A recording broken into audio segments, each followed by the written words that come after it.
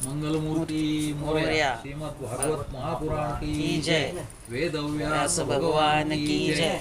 श्री शुक भगवान की जय। गोपाल कृष्ण भगवान की जय। ओम नमो भगवते वासुदेवाय। अध्याय 29. अथ एकोणत्रिशोऽध्यायः. पुरंजनोपाख्यानाचे तात्पर्य. प्राचीन बर्ही म्हणाला, भगवान, आपल्या म्हणण्याचे तात्पर्य पूर्णपणे मला समजले नाही. विवेकी पुरुषच याचे तात्पर्य समजू शकतात. कर्माने मोहित झालेले आम्ही नाही. श्री नारद म्हणाले, पुरंजन नगर निर्माण करणारा जीव आहे, जो आपल्यासाठी 1, 2, 3, 4 किंवा अनेक पायांचे किंवा बिनपायांचे शरीररूप नगर तयार करतो. अविज्ञात नावाने ओळखला जाणारा त्या जीवाचा जो सखा तो ईश्वर आहे. कारण कोणत्याही प्रकारचे नाव, गुण किंवा कर्मांनी जीवांना त्याचा पत्ता लागत नाही. जीवाने जेव्हा सुख दुःख रूपी सर्व विषय भोगण्याची इच्छा केली, तेव्हा त्याने दुसऱ्या कोणत्याही शरीरापेक्षा 9 दारे, 2 हात आणि 2 पायांचा मानव देहच पसंत केला. बुद्धीलाच तू पुरंजनी नावाची स्त्री समज. हिच्यामुळेच देह आणि इंद्रिये यांच्यामध्ये मी माझेपणाचा भाव निर्माण होतो आणि पुरुष हिच्या आश्रयाने या शरीरात इंद्रियांच्या द्वारे विषय उपभोगतो. ज्यांच्यामुळे सर्व प्रकारचे ज्ञान आणि कर्मे होतात, ती 10 इंद्रियेच याचे मित्र होत. इंद्रियांच्या वृत्ती तिच्या सखी होत. प्राण, अपान, व्यान, उदान, समान या 5 वृत्तींचा प्राणवायू हाच नगराचे रक्षण करणारा 5 फणा असलेला सर्प होय. दोन्ही प्रकारच्या इंद्रियांचे नायक मन यालाच 11वा महाबलवान योद्धा समजावे. शब्दादी 5 विषयच पांचाल देश आहे, ज्यामध्ये ते 9 दारे असलेले नगर वसलेले आहे. त्या नगरात एकेका स्थानावर 2-2 दारे सांगितली होती. ती म्हणजे 2 डोळे, 2 नाकाची छिद्रे आणि 2 कर्णछिद्रे होत.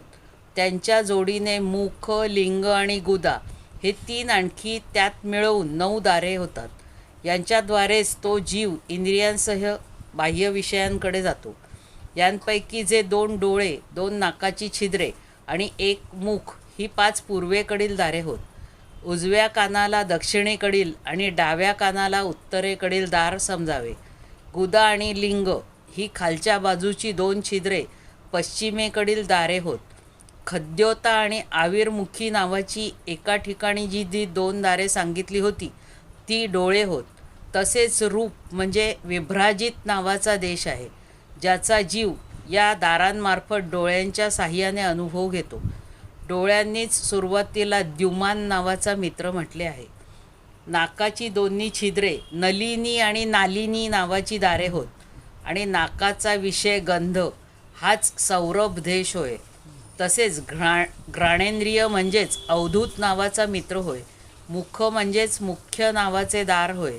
त्यात राहणारे वागींद्रिय विपण नावाचा मित्र होय आणि रसनेंद्रिय रसविद नावाचा मित्र आहे. वाणीचे कार्य आपण होय व वेगवेगळ्या प्रकारचे अन्न बहुदन आहे. तसेच उजवा कान पितृहू आणि डावा कान देवहू म्हणविला जातो. कर्मकांडरूप प्रवृत्ती मार्गाचे शास्त्र आणि उपासनाकांडरूप निवृत्ती मार्गाचे शास्त्र म्हणजेच अनुक्रमे दक्षिण आणि उत्तर पांचाल देश आहे. ही शास्त्रे श्रवणेंद्रियरूप श्रुतधराच्या साह्याने ऐकून जीव अनुक्रमे पितृयान आणि देवयान मार्गाने जातो. लिंग हे आसुरी नावाचे पश्चिमेकडील दार आहे. स्त्रीसंग हा ग्रामक नावाचा देश आहे आणि लिंगामध्ये राहणारे उपस्थेंद्रिय दुर्मद नावाचा मित्र आहे. गुदा हे निकृती नावाचे पश्चिमेकडील दार होय. नरक वैशस नावाचा देश आहे आणि गुदामध्ये स्थित पायू इंद्रिय लुब्धक नावाचा मित्र आहे. याखेरीज 2 पुरुष आंधळे असल्याचे सांगितले होते, त्याचे सुद्धा रहस्य ऐक. ते म्हणजे हात आणि पाय होत. यांच्याच साह्याने जीव अनुक्रमे सर्व कामे करतो आणि इकडे तिकडे जातो. हृदय अंतःपुर आहे. त्यात राहणारे मन हे विषूची नावाचा प्रधान सेवक आहे. मनाच्या सत्वादी गुणांमुळेच मनाला प्रसन्नता, हर्ष किंवा मोह होतो. बुद्धी ज्या ज्या प्रकारे स्वप्नावस्थेत विकाराला प्राप्त होते आणि जागृत अवस्थेत इंद्रियादिकांना विकृत करते, तिच्या गुणांनी लिप्त होऊन आत्मा सुद्धा त्या त्या रूपात त्या वृत्तींचे अनुकरण करण्यास भाग पाडला जातो. वास्तविक तो त्यांचा निर्विकार साक्षीदार आहे. शरीर रथ आहे. ज्ञानेंद्रिय रूपी 5 घोडे त्याला जुंपलेले आहेत. संवत्सरूप कालाप्रमाणे न थांबणारा त्याचा वेग आहे असे दिसते, मात्र त्याची गती दिसत नाही. पुण्य आणि पाप ही 2 प्रकारची कर्मे त्याची चाके आहेत. 3 गुण ध्वजा होत आणि 5 प्राण लगाम आहेत. मन लगाम आहे, बुद्धी सारथी आहे, हृदय बसण्याचे ठिकाण आहे, सुख दुःखादी द्वंद्वे जोखड आहेत, इंद्रियांचे 5 विषय त्यात ठेवलेली आयुधे आहेत आणि त्वचा इत्यादी धातू त्याचे आवरण आहे. 5 कर्मेंद्रिये त्याच्या 5 प्रकारच्या गती आहेत. या रथावर चढून हा जीव मृगजळाप्रमाणे खोट्या विषयांच्या पाठीमागे धावतो. 11 इंद्रिये त्याची सेना आहे आणि 5 ज्ञानेंद्रियांच्या द्वारा त्या इंद्रियांच्या विषयांना ग्रहण करणे हेच त्याचे शिकार खेळणे होय. ज्याच्याद्वारे काळाचे ज्ञान होते ते संवत्सर म्हणजेच चंडवेग नावाचा गंधर्वराज होय. त्याच्या अधीन असणारे जे 360 गंधर्व म्हणून सांगितले आहेत ते दिवस होत आणि 360 गंधर्व स्त्रिया रात्री होत. हे आळीपळीने फिरत राहून मनुष्याचे आयुष्य हरण करतात. वृद्धावस्थाच साक्षात कालकन्या होय. तिला कुणीही पुरुष पसंत करीत नाही. तेव्हा मृत्यूरूप यवनराजाने लोकांचा संहार करण्यासाठी तिचा बहीण म्हणून स्वीकार केला. मानसिक क्लेश आणि शारीरिक कष्ट हेच त्या यवनराजाचे पायदळ आहे. तसेच प्राण्यांना क्लेश देऊन तत्परतेने मृत्यूच्या मुखात घेऊन जाणारे शीत आणि उष्ण हे 2 प्रकारचे ज्वर म्हणजेच प्रज्वार नावाचा त्याचा भाऊ होय. अशा प्रकारे हा देहाभिमानी जीव अज्ञानाने आच्छादित होऊन अनेक प्रकारचे अधिदैविक, अधिभौतिक व आध्यात्मिक कष्ट भोगीत 100 वर्षेपर्यंत मनुष्य शरीरात पडून राहतो. खरे पाहता तो निर्गुण आहे, परंतु प्राण, इंद्रिये आणि मनाच्या धर्मांना आपलेच आहेत असे समजून मी माझेपणाच्या अभिमानाने बांधला जाऊन क्षुद्र विषयांचे चिंतन करीत निरनिराळी कर्मे करीत राहतो. तो जरी स्वयंप्रकाश असला तरीसुद्धा जोपर्यंत सर्वांचे परमगुरू आत्मस्वरूप श्री भगवंतांच्या स्वरूपाला जाणत नाही तोपर्यंत प्रकृतीच्या गुणांमध्येच बांधलेला राहतो. त्या गुणांचा अभिमानी असल्यामुळे तो पराधीन होऊन सात्विक, राजस आणि तामस कर्मे करतो आणि त्या कर्मांनुसार निरनिराळ्या योनींमध्ये जन्म घेतो. तो कधी सात्विक कर्मांच्या योगाने प्रकाशमान अशा स्वर्गलोकी जातो, कधी राजस कर्मांच्यामुळे दुःखमय रजोलोकी गुणात जातो, तेथे त्याला विविध कर्मांचे क्लेश भोगावे लागतात, आणि कधी तमोगुणी कर्मांच्या द्वारा शोकमय तामसी योनींमध्ये जन्म घेतो. अशा प्रकारे आपली कर्मे आणि गुणांच्या अनुसार देवयोनी, मनुष्ययोनी किंवा पशुपक्षी योनीत जन्म घेऊन तो अज्ञानांध जीव कधी पुरुष, कधी स्त्री, तर कधी नपुंसक होतो. भुकेने व्याकुळ झालेला बिचारा कुत्रा दारोदार भटकत आपल्या प्रारब्धानुसार कुठे काठीचा मार खातो तर कुठे अन्न खातो. त्याप्रमाणे हा जीव चित्तामध्ये अनेक प्रकारच्या वासना घेऊन उच्च नीच मार्गाने वर खाली किंवा मध्यम लोकात भटकत आपल्या कर्मानुसार सुखदुःखे भोगीत राहतो.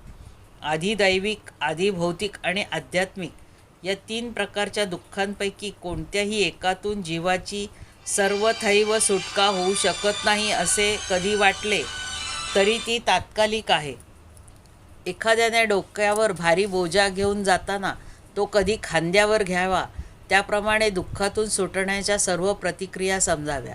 जरी एखाद्या उपायाने मनुष्याची एखाद्या प्रकारच्या दुःखातून सुटका झाली तरी दुसरे दुःख त्याच्या डोक्यावर येऊन स्वार होते.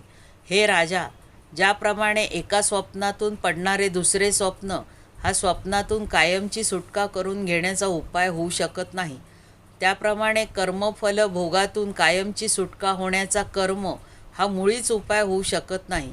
कारण कर्म आणि कर्मफलभोग दोन्हीही अविद्येने युक्त असतात.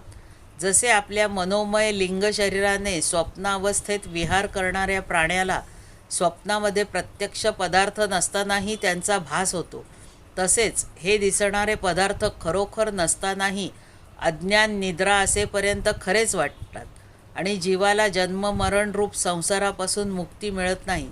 म्हणून यापासून कायमची सुटका होण्याचा आत्मज्ञान हाच एकमेव उपाय आहे. ज्या अविद्येमुळे परमार्थ स्वरूप आत्म्यालाही जन्ममरण रूप अनर्थ परंपरा प्राप्त झाली आहे, तीपासून सुटका गुरु स्वरूप श्रीहरीविषयी नितांत भक्ती निर्माण झाल्यावरच होऊ शकते.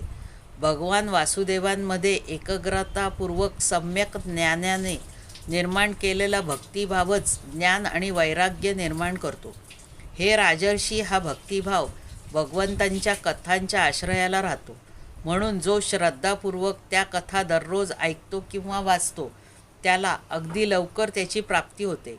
राजा ज्या ठिकाणी भगवत गुण सांगण्यासाठी आणि ऐकण्यासाठी तत्पर असणारे विशुद्ध चित्ताचे भक्तजन राहतात, त्या साधू समाजात सगळीकडून महापुरुषांच्या मुखातून निघालेल्या श्री मधुसूदन भगवंतांच्या चरित्ररूप शुद्ध अमृताच्या अनेक नद्या वाहत असतात.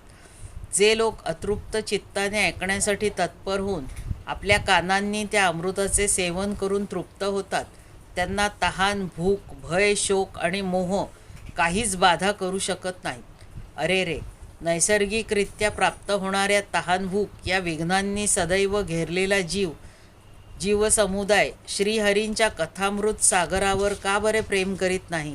साक्षात प्रजापतींचेही पती असलेले ब्रह्मदेव, भगवान शंकर, स्वयंभुव मनु, दक्षादी प्रजापतीगण, सनकादिक नैष्ठिक ब्रह्मचारी, मरीची, अत्री, अंगिरा, पुलस्त, पुलह, ऋतू, भृगु, वशिष्ठ आणि मी असे जितके ब्रह्मज्ञानी मुनी आहेत, ते सर्वजण वाङ्मय पारंगत असूनही तप, उपासना आणि समाधीच्या द्वारे सर्वसाक्षी परमेश्वराला पाहण्याचा प्रयत्न करीत असले तरी पाहू शकले नाहीत.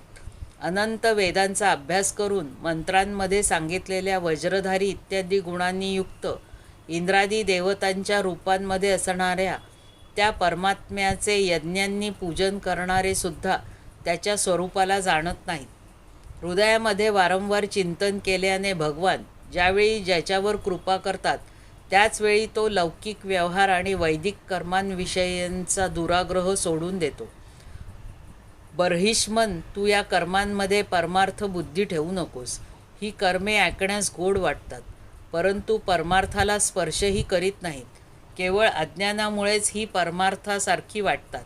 बुद्धी मलिन झालेले जे कर्मकांडी लोक वेदांना कर्मपर समजतात, ते त्यांचे मर्म जाणत नाहीत. याचे कारण जेथे भगवान जनार्दन आहेत, तेच आपले स्वरूपभूत आत्मा आहेत, हे तत्त्व ते जाणत नाहीत. पूर्वेकडे टोके असलेल्या दर्भांनी संपूर्ण पृथ्वीला आच्छादित करून व अनेक पशूंचा वध करून तू मोठा कर्माभिमानी आणि गर्विष्ठ झाला आहेस. परंतु वास्तविक तुला कर्म किंवा उपासना यांपैकी कशाचेही रहस्य माहीत नाही. ज्यामुळे श्रीहरींना प्रसन्न केले जाऊ शकते, तेच वास्तविक कर्म आहे आणि जिच्यामुळे भगवंतांमध्ये चित्त स्थिर होते, तीच उपासना आहे. श्रीहरी सर्व देह धारण करणाऱ्यांचे आत्मा नियमन करणारे आणि स्वतंत्रपणे कारण आहेत. म्हणून त्यांचे चरणच मनुष्यांचे एकमेव आश्रयस्थान आहेत आणि त्यांच्यापासून संसारातील सर्वांचे कल्याण होऊ शकते. ज्याच्यापासून कुणाला जराही भीती वाटत नाही, तोच त्याचा प्रियतम आत्मा होय.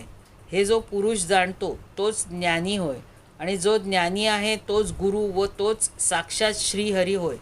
श्री नारद म्हणतात, पुरुष श्रेष्ठा, आत्तापर्यंत जे काही सांगितले त्यातून तुझ्या प्रश्नाचे उत्तर दिले गेले. आता मी तुला एक चांगल्या प्रकारे निश्चित केलेले गुप्त साधन सांगतो. लक्षपूर्वक ऐक. एका बागेमध्ये एक हरिण हरिणीसह कोवळे गवत खात फिरत आहे. भुंग्यांचे मधुर गुंजावर ते ऐकत आहेत.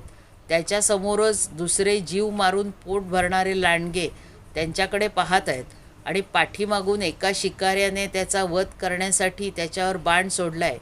परंतु हरिण इतके बेसावध आहे की त्याला याचा पत्तासुद्धा नाही. अशा या हरणाचा विचार कर, याचे विवेचन. राजा, या रूपकाचा आशय ऐक. मरणाच्या जबड्यातील हे हरिण तू आहेस. तू आपल्या दशेवर विचार कर. या स्त्रिया फुलांप्रमाणे दिसण्यात सुंदर आहेत. या स्त्रियांचे राहण्याचे घर म्हणजे पुष्पवाटिका आहे. यामध्ये राहून तू फुलांमधील मध आणि सुगंधाप्रमाणे क्षुद्र सकाम कर्मांचे फल म्हणून जीभ आणि जननेंद्रियाला प्रिय वाटणाऱ्या भोजन आणि स्त्रीसंग इत्यादी तुच्छ भोगांना शोधित आहेस. स्त्रियांच्या संगतीत राहून आपले मन तू त्यांच्यामध्येच गुंतवून ठेवले आहेस. स्त्री पुत्रादिकांचे मधुर भाषण म्हणजेच भुंग्याचा मधुर गुंजारव होय. तुझे कान त्यातच अत्यंत आसक्त झाले आहेत. समोरच लांडग्याच्या कळपाप्रमाणे काळाचे अंश रात्रंदिवस तुझे आयुष्य हिरावून घेत आहेत. परंतु तू त्याची काहीही पर्वा न करता गृहस्थ सुखामध्ये दंग होऊन राहिला आहेस. तुझ्या मागे गुपचूपपणे आलेला शिकारी काळ आपल्या लपवलेल्या बाणाने तुझे हृदय लांबूनच घायाळ करू पाहतोय. अशा प्रकारे स्वतःला हरिणाच्या स्थितीत आहोत असे समजून तू आपले चित्त हृदयात स्थिर कर आणि नदीप्रमाणे प्रवाहित होणाऱ्या श्रवणेंद्रियांच्या बाह्य वृत्तीला चित्तामध्ये स्थापन कर. अंतर्मुख हो. जेथे कामी पुरुषांची चर्चा चालू असते तो गृहस्थाश्रम सोडून परमहंसांचा आश्रय असणाऱ्या श्रीहरींना प्रसन्न कर आणि हळूहळू सर्व विषयांपासून परावृत्त हो. प्राचीन बर्ही म्हणाला, भगवन, आपण कृपा करून मला जो उपदेश केला तो मी ऐकला, पण व विशेष रूपाने त्याच्यावर विचारसुद्धा केला. मला कर्माचा उपदेश करणाऱ्या या आचार्यांना निश्चितच याचे ज्ञान नाही, नाहीतर त्यांनी मला त्याचा उपदेश का बरे केला असता. हे देवर्षे, तत्वाविषयी माझ्या आचार्यांनी माझ्या मनात जो संशय निर्माण केला होता त्याचे आपण पूर्णपणे निराकरण केलेत. या विषयात इंद्रियांची गती नसल्यामुळे मंत्रदृष्ट्या ऋषींना सुद्धा मोह होतो. वेदवाक्यांचे म्हणणे ठिकठिकाणी ऐकिवात आले आहे की पुरुष या लोकात ज्याच्याद्वारे कर्म करतो ते स्थूल शरीर इथेच सोडून कर्मानेच बनलेल्या दुसऱ्या देहाने परलोकात त्याचे फळ भोगतो. पण जी जी कर्मे इथे केली जातात ती तर दुसऱ्याच क्षणी अदृश्य होतात.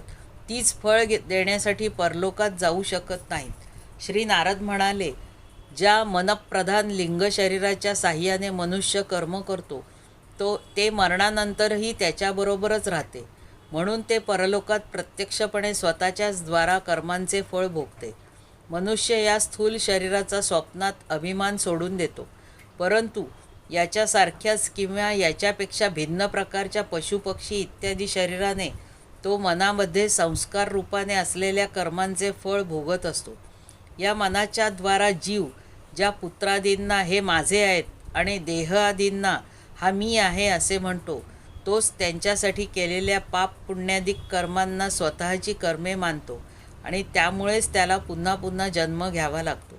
ज्याप्रमाणे ज्ञानेंद्रिय आणि कर्मेंद्रिये यांच्या कृत्यांमुळे त्यांना प्रेरणा देणाऱ्या चित्ताचे अनुमान केले जाते, त्याचप्रमाणे चित्ताच्या वेगवेगळ्या प्रकारच्या वृत्तींमुळे पूर्वजन्मांच्या कर्माचे सुद्धा अनुमान करता येते.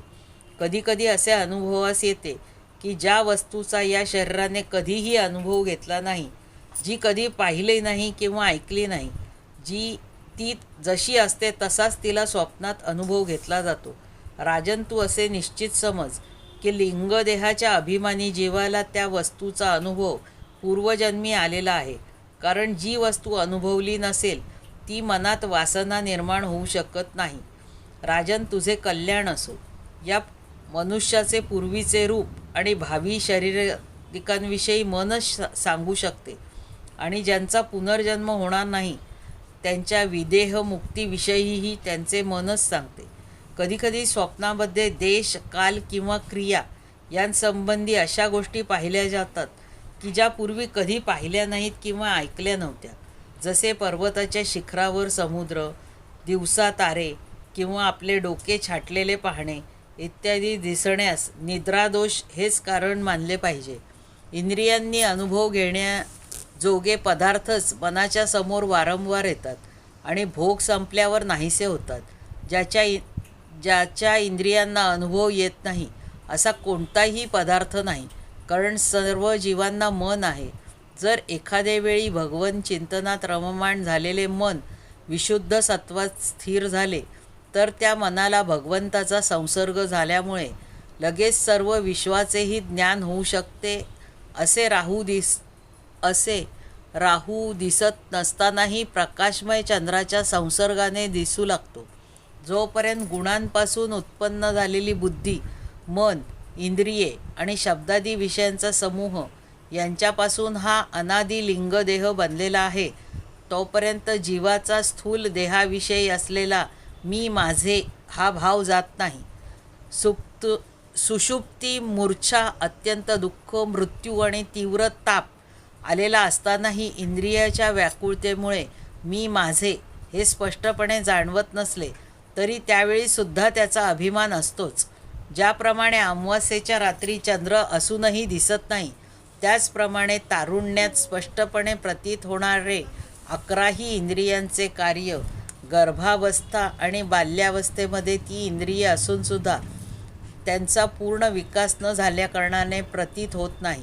जसे स्वप्नात कोणत्याही वस्तूचे अस्तित्व नसतानाही भासणारे पदार्थ जागे झाल्याशिवाय नाहीसे होत नाहीत, त्याचप्रमाणे सांसारिक वस्तू मिथ्या असल्या तरी त्यांचे चिंतन करणाऱ्या जीवाची संसारापासून सुटका होत नाही.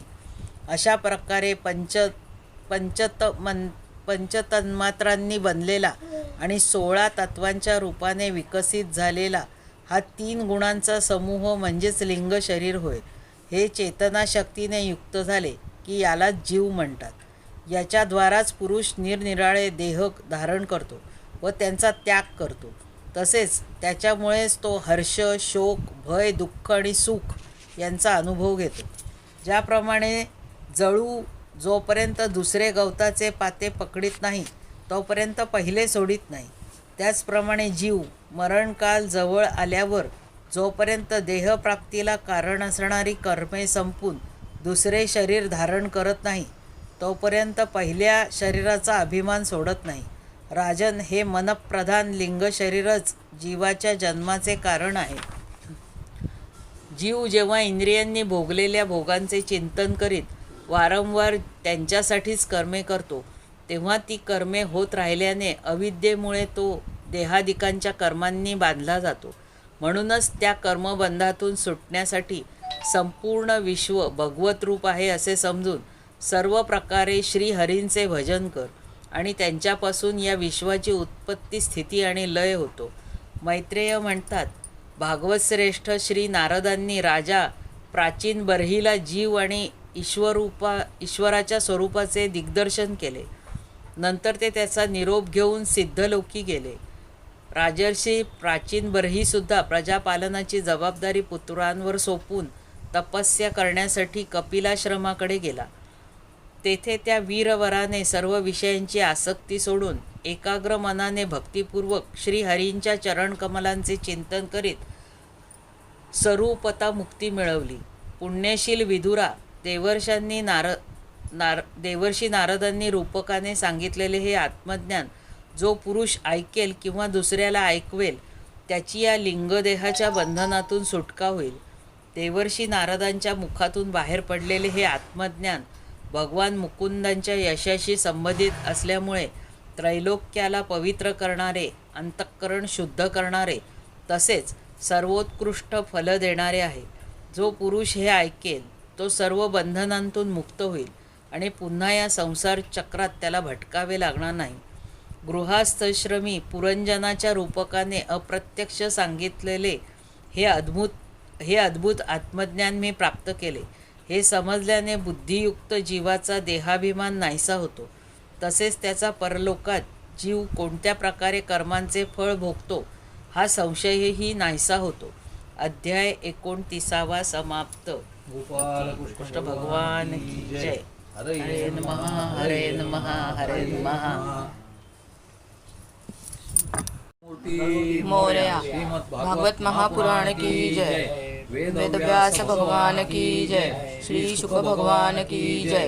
गोपाल कृष्ण भगवान की जय. ओम नमो भगवते वासुदेवाय. स्कंद 4 अध्याय 30.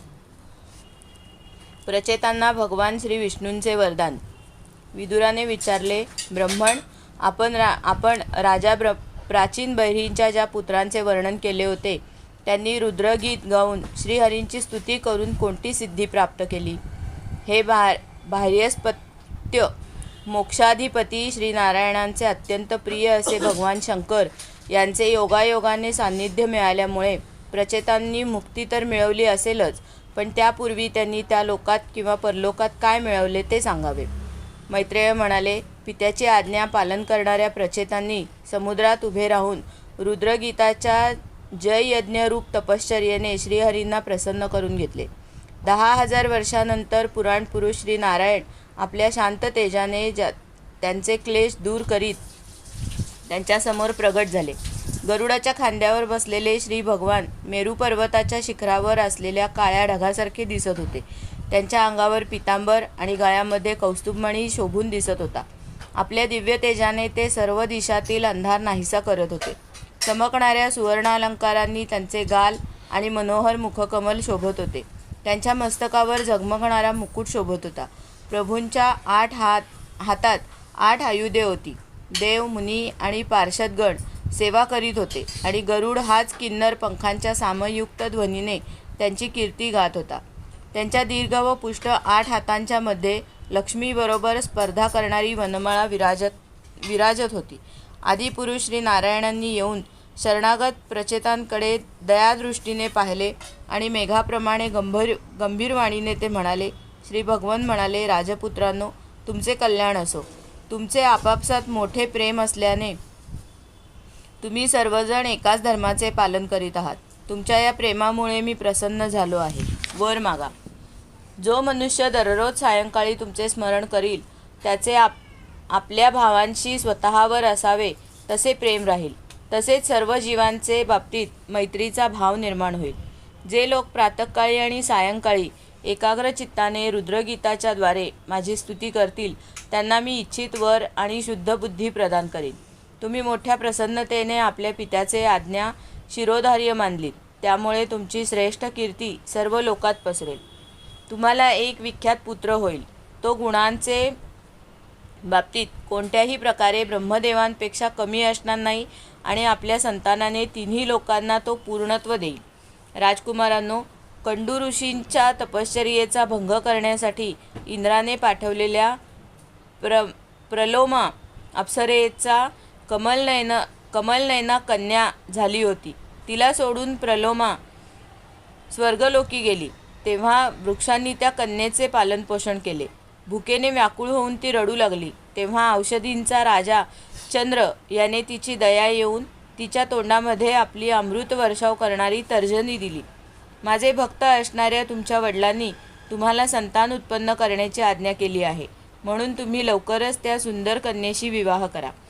तुम्ही सर्वजण एकाच धर्माचे पालन करीत आहात आणि तुमचा स्वभावही एकसारखा आहे, म्हणून तुमच्यासारखा धर्म आणि स्वभाव असणारी ती सुंदर कन्या तुम्हा सर्वांची पत्नी होईल. तसेच तुम्हा सर्वांवर तिचे सारखेच प्रेम असेल. तुम्ही सर्वजण माझ्या कृपेने 10 लाख दिव्य वर्षापर्यंत पूर्ण बलवान राहाल आणि अनेक प्रकारचे पृथ्वीवरचे आणि स्वर्गातीलही भोग भोगाल. शेवटी माझ्या अविचल भक्तीमुळे हृदयातील वासनारूप मळ जळून गेल्यानंतर तुम्ही इहपरलोकातील नरकतुल्य भोगांना विटून त्यांचा त्याग कराल आणि माझ्या परधामी जाल.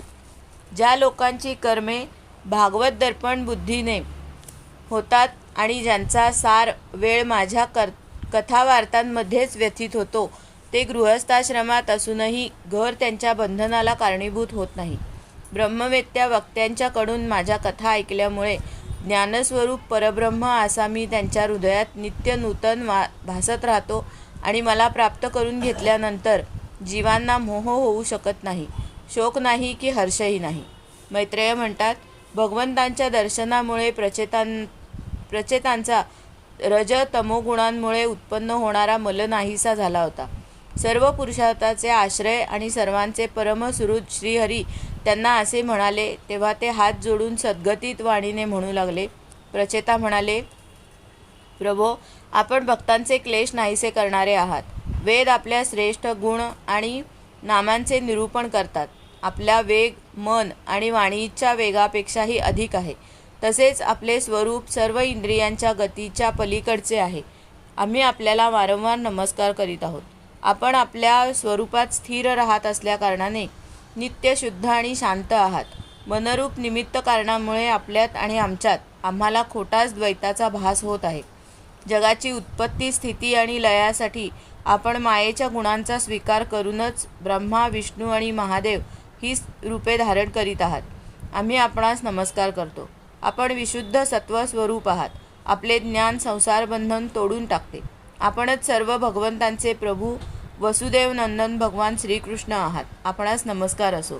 आपल्याच नाभीतून ब्रह्मांडरूप कमळ प्रगट झाले होते. आपल्या गळ्यात कमळपुष्पांची माळा शोभून दिसत आहे. तसेच आपले चरण कमळाप्रमाणे कोमल आहेत. कमलनयना, आपणास नमस्कार असो. कमलपुष्पातील केसराप्रमाणे स्वच्छ पितांबर आपण धारण केला आहात. आपण समस्त भूतांचे आश्रयस्थान आहात.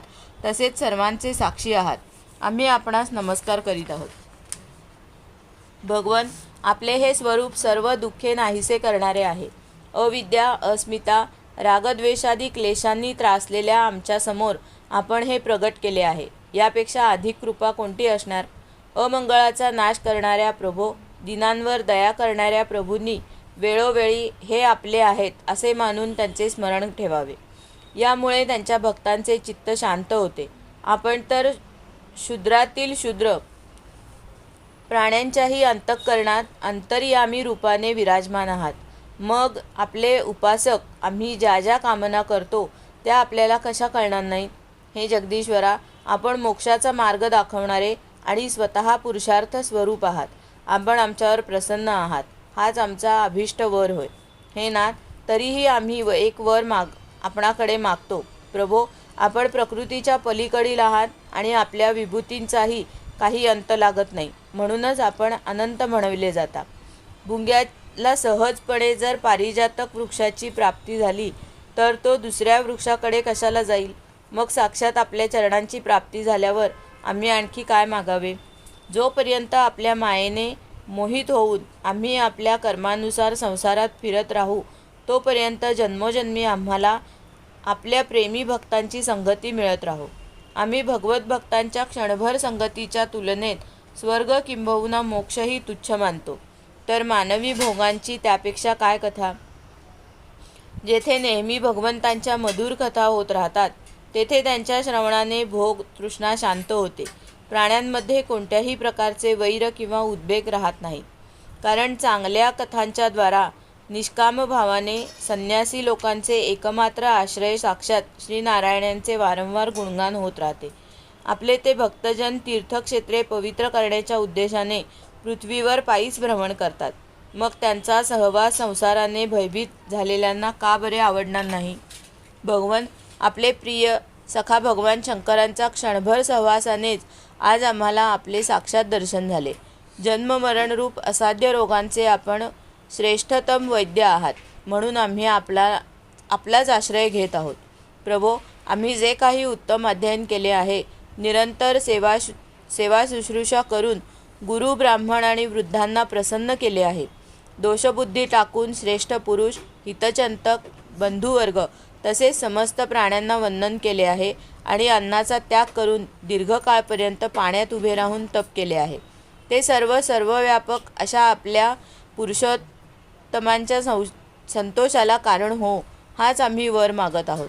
स्वामी, आपल्या थोरवीचा अंत न लागताही मनु, ब्रह्मदेव, भगवान शंकर तसेच तप आणि ज्ञानाने शुद्धचित्त झालेले अन्य पुरुष नेहमी आपली स्तुती करत राहतात. म्हणून आम्ही सुद्धा आपल्या बुद्धीनुसार आपले यशोगान गात आहोत. आपण सगळीकडे समान शुद्ध स्वरूप आणि परमस पुरुष आहात. आपण सत्वमूर्ती भगवान वासुदेव आहात.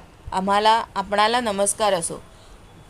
मैत्रेय म्हणतात, प्रचेतांनी अशी स्तुती केल्यावर शरणागत वत्सल श्री भगवन प्रसन्न होऊन तथास्तु म्हणाले. अनंत सामर्थ्य संपन्न श्रीहरींच्या दर्शनाचे प्रचेतांचे डोळे तृप्त झाले नव्हते. म्हणून त्यांना ते जावेसे वाटत नव्हते. तरीसुद्धा ते आपल्या परधामाकडे गेले. त्यानंतर प्रचेतांनी समुद्राबाहेर येऊन पाहिले की सगळ्या पृथ्वीला उंच उंच वृक्षांनी वेढले आहे. जणू काही स्वर्गाकडे जाणारा मार्ग रोखून धरण्यासाठीच ते इतके उंच झाले होते. हे पाहून ते वृक्षांवर अतिशय रागावले. तेव्हा पृथ्वीला वृक्षवेलींनी रहित करण्यासाठी काळाग्नी रुद्र असा प्रलयकाळी सोडतो तसा प्रचंड वायू आणि अग्नी यांनी आपल्या मुखातून सोडला. ब्रह्मदेवांनी पाहिले की ते सर्व वृक्षांना जाळीत आहेत. तेव्हा ते तेथे आले आणि त्यांनी प्राचीन बहिणींच्या मुलांना युक्तीने समजावून शांत केले. यानंतर जे काही वृक्ष शिल्लक होते त्यांनी भिवून ब्रह्मदेवांच्या सांगण्यावरून ती कन्या आणून प्रचेतांना दिली. ब्रह्मदेवांच्या आज्ञेनुसार प्रचेतांनी सुद्धा त्या मारीशा नावाच्या कन्येशी विवाह केला. तिच्याचपासून ब्रह्मदेवांचा पुत्र दक्ष याने महादेवांची अवज्ञा केल्यामुळे आपल्या पहिल्या शरीराचा त्याग करून नवा जन्म घेतला. जेव्हा कालक्रमानुसार सर्व सर्ग नष्ट झाला तेव्हा याच दक्षाने चाशुक्ष मन्वंतर आल्यानंतर भगवंतांच्या प्रेरणेने आपल्या इच्छेनुसार नवी प्रजा उत्पन्न केली. याने जन्म होताच आपल्या कांतीने सर्व तेजस्वी लोकांचे तेज हिरावून घेतले. कर्म करण्यामध्ये हा अत्यंत दक्ष होता. यावरून त्याचे दक्ष हे नाव पडले. ब्रह्मदेवांनी याला प्रजापतीचा नायक या पदावर अभिषिक्त करून सृष्टीचे रक्षण करण्यासाठी त्याची नियुक्ती केली आणि यानेच दुसऱ्या प्रजापतींना आपापल्या कार्यात नियुक्त केले. अध्याय 30 समाप्त. भगवान की जय. हरे नमः हरे नमः हरे नमः.